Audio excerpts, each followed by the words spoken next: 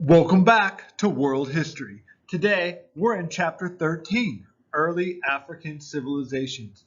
Now, if you remember, we've already been to Africa with countries like Egypt and places like Nubia and Kush, and so now we're going to expand our knowledge even further. So check it out, Africa. You've got the Sahara, you've got the Nile, you should know where that is already, different rainforests, grasslands. So they've taken the continent and sort of divided it into four geographic regions, and we'll talk more about that. You have a village society, and we're going to talk about what that means, and then something called animism, okay?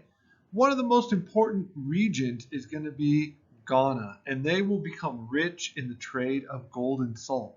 Why? Let's talk about it. So make sure you have this in your notes and let's get going. Okay, why do we start with geography? Because physical geography shapes human geography. For example, you can't put a large civilization in the middle of the Sahara Desert, too dry. You can't put a civilization here, but you can put it over there. And so the geography shapes where people are going to want to live and how they're able to build cities and things like that. What are the four regions around the Niger River? We'll talk about it. The desert, the Sahel, the savanna, the rainforest. How does Ghana rise and fall? It rises on trade, but then they kind of deforest a little bit. There's some invasion, and we'll get to that. Okay, there is the continent of Africa.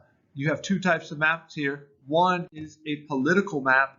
One is a topographical map, okay? And the reason I bring that up is the political map, we make that up. We put the borders of these countries, and sometimes that's not the best solution. We'll get to it at the very last chapter of the year. We'll talk about something called the scramble for Africa. These borders are not, organic, and so sometimes how the lines get drawn can create a problem. Okay, do you remember where the Nile was? Okay, here's Egypt. There's the little Nile Delta. I made it a little bit too big. Sorry about that. And then the Nile roughly comes down like that. I'm probably off a little bit. So here's a much better version of the Nile. But now we have some new rivers. Our friend, the Niger River, the Congo, and Zambezi. I think I pronounced that right. I did pretty good there. So we got some new river friends. Okay, you gotta know this, all right? So the Sahara is the world's largest non-polar desert. Look, for our purposes, it's the world's largest real desert. Technically, Antarctica is the world's largest desert because it's a polar desert, but you know what I'm trying to say. World's largest hot desert. Okay, cool. You also have an area between the desert and the savanna called the Sahel. Okay, so remember that. Savanna, open grasslands. That's where all our friends live. The elephant and the lion and the zebra and the giraffe. Okay, and then you have the rainforest, plenty of water, but also a lot of trees. And so we'll talk about this. Where do you think people are going to live? So let's take a look. There's the Sahara, largest desert in the world, asterisk, because technically Antarctica is, but you know what I mean, okay? Okay, so there's the Sahel. I want you to notice it's mostly desert, but it's still got some plants, okay? The Sahara has really no plants. Now we've got these little trees, and then we're going to get, here's the definition, between the grasslands and the desert. Very good. Okay, now we got savanna. Now you've got big grass, big trees, and you've got your animals. Look at this nice slide. Gotta pat myself on the back. I like how this over here shows you where the savanna is. Okay, open grasslands, farming, animals, all our friends live there. Okay. And then you've got the rainforest. And look at how dense those trees are. That's going to be important because I might ask you a little bit of a trick question in a minute. But just so look at these trees. Look how dense that forest is. Oh, and there's another friend. Hi, buddy. Okay, where will most people want to live? Where is civilization going to develop? What do you think? Okay, some of you might have said rainforest because of the water. Water is usually a good answer, but did you see how dense those trees were? People got to chop all those trees down to make farmland, so we can't do that one. So we're going to do savanna. Savanna is where the farming is. The grass grows natural. It's got the best open grasslands and still got enough water. So that is where people are going to live. Okay, savanna. Farmers grow grains and raise cattle. Make sure you know that. Good job. So you can pick out where the best places for a civilization are going to be based upon the savanna and then the rivers, which we learned earlier. And that's why we're going to be talking about a civilization that's right over here, kind of takes advantage of this physical geography. Okay, remember, closer to the equator, the hotter you are. Just worth revisiting. They call this solar insolation, and that's a fancy word, or fancy words that just means sunlight. And the more sun you get, the hotter you are.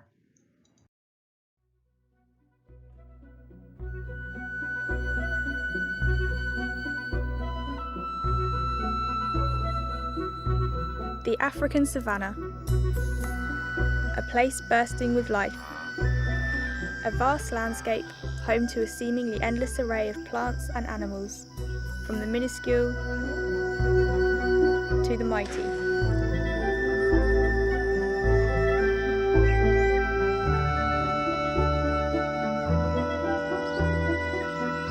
But underlying this ecosystem are hidden complexities, many of which we are yet to understand.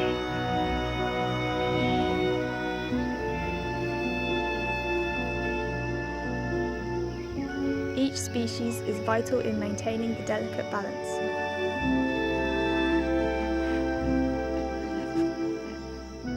Insects pollinating, herbivores shaping the landscape, and predators removing the weak.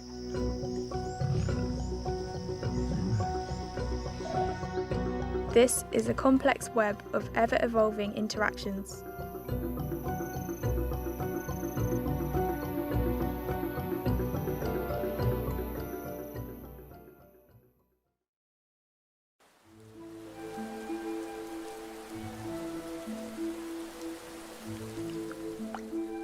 With the heat of the summer come the rains. Overnight, the savanna bursts into life. Flowers blossom. A landscape of grasses, thorn bushes, and scattered trees turns green and lush.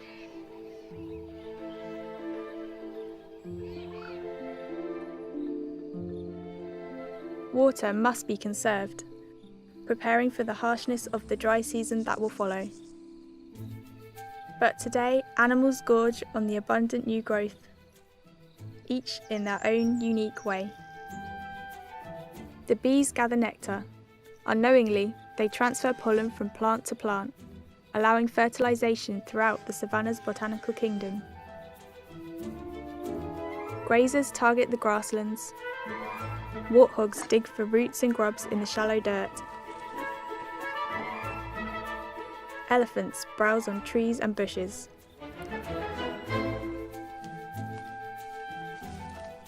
And the giraffe, towering above all, grasps leaves from the tallest trees, each species playing an essential role in maintaining the African savanna.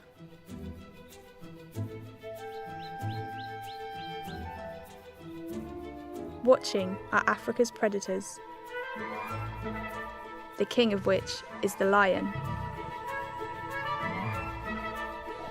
Their role is to regulate prey, removing the weak.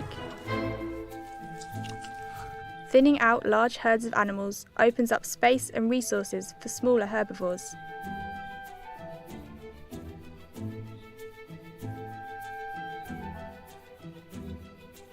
Death is an inevitable part of the cycle. Yet energy is not lost. Carcasses release a torrent of vital nutrients back into the delicate ecosystem. Centipedes, worms, and bacteria thrive on these rich nutrient deposits.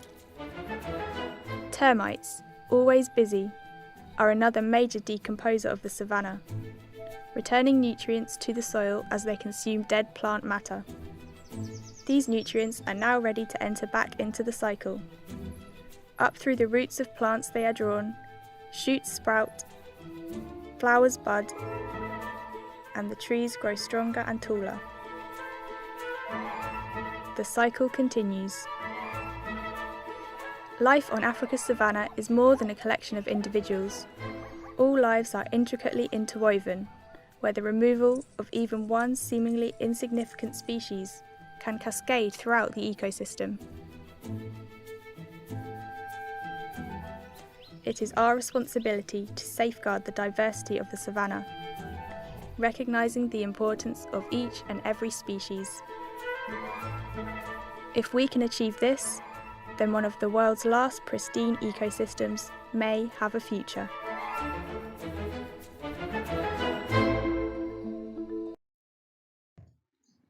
All right, so let's talk about Ghana. Take a look at this map. Before I tell you where it's at, where do you think you would stick a civilization? Okay, this is what you've been working on. Where would the physical geography say there should be a civilization? Okay, maybe somewhere around this Nile, somewhere around this river, something over here, but maybe that's kind of by the equator, so maybe not. Maybe this river here. Okay, you should be able to narrow it down, maybe by a lake. I got you, but there's a lot of rainforest in here. So you should be able to narrow it down to kind of 3 places before I even tell you. And the answer will be right here, okay? This is what we're talking about. That's where Ghana is. So, you got Timbuktu. You don't need to know that. It just shows up sometimes. So Ghana sounds good. Let's talk about the Ghana Empire. Okay, village society. The family is the basic unit of a village. You've got that. They have extended families that live in the village. They have a chief. They have a council of elders. This is just, we've looked at different societies. If you remember us looking at the caste system, or we've looked at different civilizations, this is how theirs is laid out. Little bit of a nuance here that they want you to know, and that is age set. And that's just a fancy word of saying people the same age. So I actually have a cousin that I'm closer to age with than my brothers. And so you might have a bond with your cousin because you're the same age. Does that make sense? So you might have people that aren't necessarily in your immediate family that you bond with because you're of similar age. So there's a little sociology term, age set. What defines social groups in West Africa? Sounds like a complicated question, but we just answered it. Age set, families. Boom, done. Got it. Makes sense, right? Uh-oh, it's back. No, this time it's something different. Animism. Most cultures have a religion. Their religion is going to be based on, that the animals have spirits or the trees have spirits. We see some of this in Native American religions, okay? Many West Africans believe their ancestors' spirits stayed nearby and that, that nature basically has a spirit. Okay, in Ghana, they're going to get rich. Why will people trade gold for salt? Why is salt so valuable is really the question. Okay, there's no refrigeration. If you want to preserve your food, you need salt. And so people are going to be willing to trade salt and gold, and you're going to get a lot of gold, and you're going to have a lot of money. This is going to be important even in the next part of the chapter. So they're nomadic herders. They join together. They start trading, and they had iron tech. So if you remember, we talked about Kush. They were south of Egypt. They had the little smaller pyramids, but they were kind of both friends and enemies of the Egyptians. Do you remember them? Okay, so they have iron technology. Very good. When you have better tools, you can increase farming. When you can increase farming, you can have more people make more money. That leads to the division of labor. You can have professional soldiers, which will develop more weapons. So all of that comes out of having food. Don't forget division of labor from chapter 1 or 2, something like that. Okay, trade. They'll charge a tax for goods coming in and out. And when you charge taxes, you can make money and they'll become rich.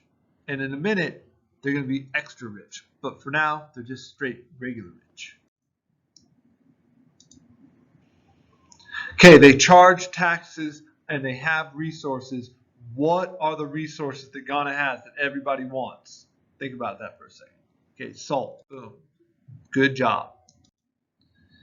So what ends up happening, they overgraze the land, the soil blows away, you're not able to farm quite as much. When you can't farm at the same level, you can't support all the things that you were doing, and then it's easier to overtake, and they'll be sacked, for lack of a better word. You don't have to remember all of this. Just remember, Ghana gets rich. How do they get rich?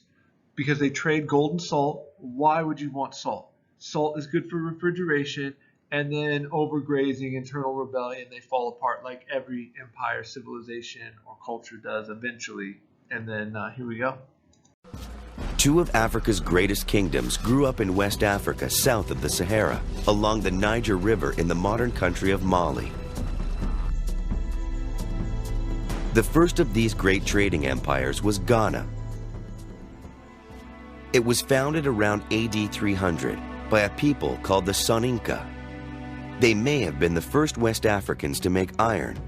Their iron tools and weapons gave them an advantage over other groups in West Africa, whom they conquered to create a strong state, the Kingdom of Ghana. The kings of Ghana built their power on the trade of two key products, gold and salt. Gold was the basis of currency in most parts of the world, and West Africa had lots of it. So Arab and Berber traders from North Africa were willing to risk crossing the Sahara to trade with West Africa. In turn, the West Africans needed salt, which came from mines in the desert. A thriving gold and salt trade developed. Ghana, at the center of the caravan routes, grew rich by taxing the traders and created a great empire.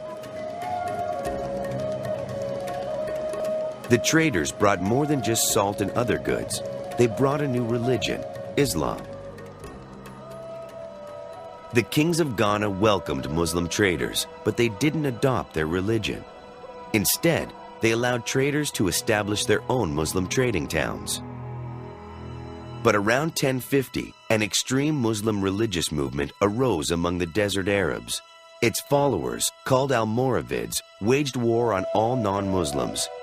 In 1076, they swept into Ghana, capturing its capital and forcing the people of Ghana to convert to Islam or be killed. Almoravid control over Ghana lasted only about 10 years, but the empire never recovered.